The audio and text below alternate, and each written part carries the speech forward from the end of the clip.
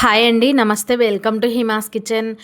ఈరోజు మన ఛానల్లో జున్ను పాలు లేకుండా, అలాగే ఎగ్స్ వాడకుండా నోట్లో పెట్టుకుంటే వెన్నలా కరిగిపోయే జున్నునైతే ప్రిపేర్ చేసుకుందామండి.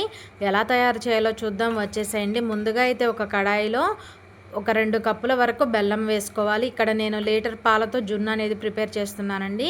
కాబట్టి 2 కప్పుల వరకు బెల్లం వేసుకుంటున్నాను. తర్వాత ఒక 2 స్పూన్ల వరకు నీళ్ళని పోసుకోవాలి. నీళ్ళు ఎక్కువ పోయొద్దండి. ఇలా 2 స్పూన్లు వేసుకుంటే సరిపోతుంది. ఇప్పుడు స్టవ్ ఆన్ చేసి ఈ కడాయిని స్టవ్ మీద పెట్టుకొని బెల్లంనైతే ఇలా మధ్య మధ్యలో కలుపుకుంటూ బెల్లంనైతే పూర్తిగా కరిగించుకోవాలి. బెల్లంలో నీళ్ళు ఎక్కువ పోసారంటే మనకి జున్ను అనేది పలచగా వస్తుందండి. మనకి గట్టిగా గడ్డలాంటి జున్ను కావాలంటే నీళ్ళనైతే 2 స్పూన్ల వరకు మాత్రమే వేసుకోండి. ఈ విధంగా మధ్య మధ్యలో కలుపుకుంటూ బెల్లాన్ని అయితే ఈ విధంగా కరిగించుకోవాలి. మనకి బెల్లం పాకమేం రావాల్సిన అవసరం లేదు. బెల్లం కరిగితే సరిపోతుంది. ఇలా బెల్లం పూర్తిగా కరిగిపోయిన తర్వాత ఈ స్టవ్ ఆఫ్ చేసేసి ఒకసారి వడపోసుకొని ఈ బెల్లంని అయితే పక్కన పెట్టుకుందాము. ఇప్పుడు మీరు ఏ బౌల్లో అయితే జున్నును ప్రిపేర్ చేయాలనుకుంటున్నారో ఆ బౌల్ తీసుకొని లీటర్ వరకు చిక్కగా ఉన్న పాలను తీసుకోవాలి. మీరు పలచగా ఉన్న పాలు తీసుకున్నట్లయితే జున్ను అనేది కొంచెం పలచగా వస్తుందండి.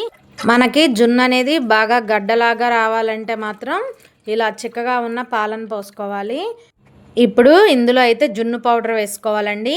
మీరు ఏ బ్రాండ్ అయినా సరే జున్ను పౌడర్ తీసుకోండి. మనకి జున్ను పౌడరు మార్కెట్లో కానీ లేదా బయట కిరాణా షాపుల్లో ఎక్కడైనా సరే ఈజీగా దొరుకుతుందండి. 1/2 లీటర్ పాలకు వచ్చేసి ఒక ప్యాకెట్ వేసుకోవాలి. నేను లీటర్ పాలు తీసుకున్నా కాబట్టి ఇలా 2 ప్యాకెట్ల వరకు జున్ను పౌడర్ని వేసుకుంటున్నాను. ఇలా జున్ను పౌడర్ వేసిన తర్వాత మొత్తం కూడా ఇలా ఒక విస్కర్ తీసుకొని ఈ జున్ను పౌడర్ అనేది ఉండలేం లేకుండా మొత్తం పాలల్లో కలిసే విధంగా బాగా కలుపుకోవాలి. ఇలా మనకి పాలల్లో జున్ను పౌడర్ అంతా కూడా పూర్తిగా కలిసిపోయిన తర్వాత మనం ముందుగానే బెల్లంని కరిగించి పక్కన పెట్టుకున్నాం కదండి, ఆ బెల్లం సిరప్ అంతా కూడా పాలల్లో అయితే వేసుకోవాలి. మనం ఇలా ముందుగానే బెల్లంని కరిగించి వేసుకోవడం వల్ల పాలల్లో అయితే తొందరగా కలుస్తుందండి. మనం అదే బెల్లం నలగొట్టి డైరెక్ట్గా పాలల్లో వేసామనుకోండి, మనకి బెల్లం అనేది కరగడానికి టైం పడుతుంది. అలాగే బెల్లం అనేది చిన్న చిన్న ఉండలుగా ఉంటుందండి. అలా కాకుండా ఇలా కరిగించి వేసుకున్నామంటే పాలల్లో చక్కగా కలిసిపోతుంది. ఇలా బెల్లం అంతా కూడా కలిసే విధంగా కలుపుకొని ఇందులో మంచి ఫ్లేవర్ కోసం ఒక 1/2 స్పూన్ వరకు మిరియాల పొడి, ఒక 4-5 యాలక్కాయలని ఇలా దంచుకొని వేసుకోవాలి. ఈ జున్నుకు మాత్రం మంచి టేస్ట్ రావాలంటే ఖచ్చితంగా మిరియాల పొడి, యాలకుల పొడి అయితే వేసుకోవాలండి. ఇవి 2 కూడా పాలల్లో కలిసే విధంగా బాగా కలుపుకోవాలి.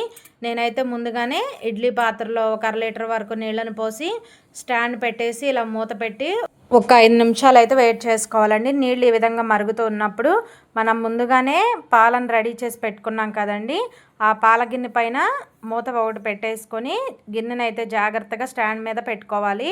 ఖచ్చితంగా ఈ పాలు పోసిన గిన్నె పైన మాత్రం మూత అనేది పెట్టాలండి. మనం మూత పెట్టలేదు అనుకోండి, ఆవిరికి వచ్చిన నీళ్ళన్నీ కూడా జున్నులో పడి మనకి జున్ను అనేది చప్పగా ఉంటుందండి. అలా కాకుండా మూత పెట్టామనుకోండి, ఆవిరితో వచ్చిన నీళ్ళన్నీ కూడా మూత మీద పడిపోతాయి. చక్కగా తర్వాత నీళ్ళని అయితే తీసేయచ్చు. ఒక 20 నిమిషాలు మీడియం ఫ్లేమ్లో ఉడికించుకుంటే సరిపోతుందండి. 20 నిమిషాల తర్వాత మూత తీసి చూపిస్తున్నా చూడండి. మనకి మూత పైన ఆవిరికి వచ్చిన నీళ్ళని మూత పైన పడ్డాయి కదా, వీటిని అయితే కనుక జాగ్రత్తగా పక్కకు పంపేసుకోవాలి. ఇప్పుడు ప్లేట్ తీసి ఏదైనా ఒక ఫోర్క్ స్పూన్ తీసుకొని ఈ విధంగా ఒకసారి గుచ్చి చెక్ చేసుకోండి. స్పూన్కి ఎక్కడా కూడా అంటుకోకుండా వస్తే మనకి జున్ను అనేది పర్ఫెక్ట్గా లోపల వరకు ఉడికిపోయినట్టు.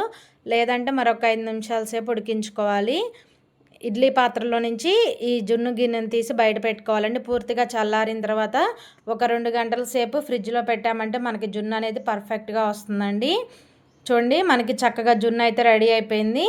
ఇప్పుడు చాక్ తీసుకొని అంచులను అయితే ఒకసారి కదిలిద్దాము. ఇలా అంచుల్ని కనుక కొంచెం కదిలించామంటే చక్కగా మనకి గిన్నె నుంచి అయితే ఈజీగా ఊడొస్తుందండి. ఇప్పుడు పైన ఒక ప్లేట్ పెట్టుకొని టర్న్ చేసి మనం గిన్నె పైన చేత్తో ఒకసారి ఇలా తట్టామంటే మనకి జున్ను అనేది ఈజీగా ప్లేట్లో అయితే పడుతుందండి. చాలా అంటే చాలా టేస్టీగా ఉంటుందండి. మనకి జున్ను పాలు కావాలంటే అందుబాటులో ఉండవు కదండి. ఎప్పుడైనా సరే జున్ను తినాలి అనిపించినప్పుడు ఏమాత్రం ఆలోచించకుండా ఇలా ఒక ప్యాకెట్ జున్ను పౌడర్ ఉంటే చక్కగా మనం ఇంట్లో ఈజీగా జున్ను అనేది ప్రిపేర్ చేసుకోవచ్చండి. ఇప్పుడు ఈ జున్నును అయితే మీకు నచ్చిన షేప్లో అయితే కట్ చేసుకోవచ్చు. చాలా అంటే చాలా టేస్టీగా ఉంటుందండి. నోట్లో పెట్టుకుంటే వెన్నలా కరిగిపోతుంది. ఇంట్లో అందరికీ కూడా తప్పకుండా నచ్చుతుంది. ట్రై చేసి చూడండి. వీడియో నచ్చితే కనుక ప్లీజ్ అండి ఒక చిన్న లైక్ చేయడం అస్సలు మర్చిపోవద్దు. మీరు ఒక చిన్న లైక్ చేయడం వల్ల ఈ వీడియో అయితే మరొక కొంతమందికి రీచ్ అవ్వడానికి హెల్ప్ అవుతుంది. కాబట్టి ప్లీజ్ అండి చిన్న లైక్ చేయండి. ఫస్ట్ టైం మన ఛానల్ చూస్తుంటే సబ్స్క్రైబ్ చేసుకోండి. Thanks for watching video.